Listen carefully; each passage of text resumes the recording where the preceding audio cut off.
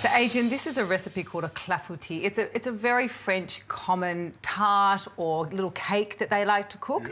This is completely gluten-free, which is lovely. You can use white flour, but I'm actually going to use amaranth flour and I'm going to use almond meal. I've also used hazelnut meal in this. Nice. I've also used macadamias in this as well. Oh, it's yeah, a little bit of a richer dish, which I loved personally. But, you know, it just goes to show there's so many good nut flours that you can actually use. A little bit of cinnamon and your favourite, nutmeg. Some vanilla. I'll pop that in there. And then, Adrian, I've got 2 eggs and we can start adding the wet ingredients. Crack them straight in? Perfect. Pop it straight in there.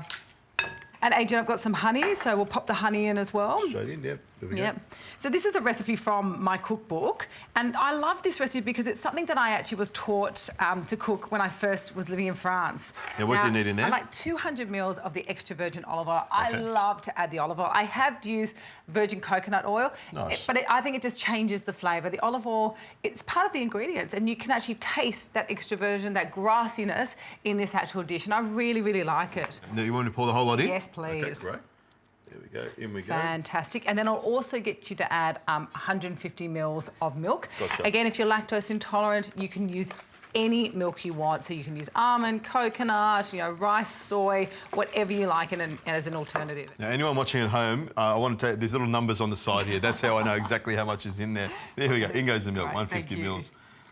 People will be like, wow, Richo, he's pretty clever. He's got the right amount. He's just eyeballing that one. Yeah, no, I've got to say, with your years and years of experience, you probably could do that, to be quite honest. You get an idea of it, but I will say with pastry, often, you know, just measure it because that one time you eyeball it and think you get away with it is the one time it doesn't work. Doesn't work at all. All right, and then what I'm going to use is blueberries. I mean, for me, the blueberries, they're just fantastic. I love the way the colour bleeds into it, but the flavour's really nice. I love them. You can get blueberries all year round, although the variety changes with blueberries.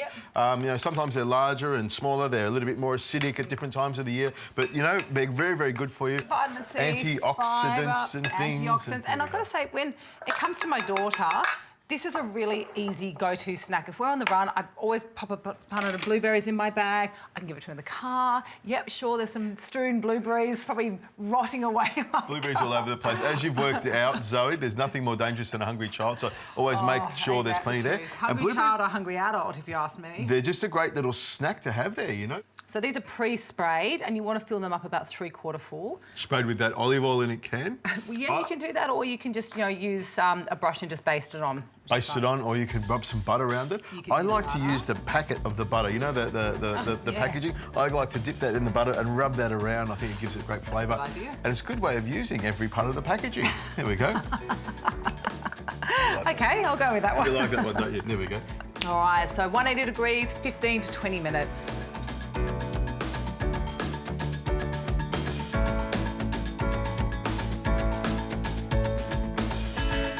Let these cool slightly. I like to serve them with a little bit of sheep's milk yogurt. And I reckon a handful of blueberries would be good with that as well. What do you think? Do you know what? That would have been amazing. Silly of me. Tell me what you think. Whoop.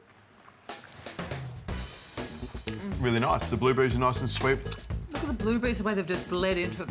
I can taste the honey in there. It's really sort of soft. It's got that real sort of cakey texture. It's not really fluffy like a muffin. It's beautiful. It's really nice. But the nice thing is this is the kind of tart or cake that you can actually have as a snack or you can have as a little dessert.